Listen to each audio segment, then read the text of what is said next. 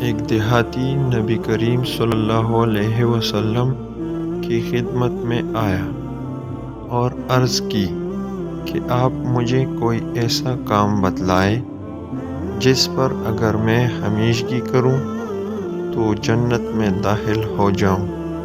آپ نے فرمایا کہ اللہ کی عبادت کر، اس کا کسی کو شریک نہ ٹھہرا، فرض نماز قائم کر، فرض زکوٰۃ دے اور رمضان کے روزے رکھ۔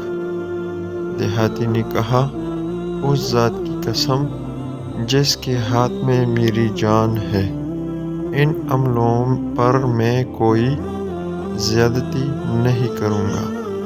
جب وہ پیٹھ موڑ کر جانے لگا تو نبی کریم صلی اللہ علیہ وسلم نے فرمایا کہ اگر کوئی ایسے شخص کو دیکھنا چاہے جو جنت والوں میں سے ہو تو وہ اس شخص کو دیکھ لے۔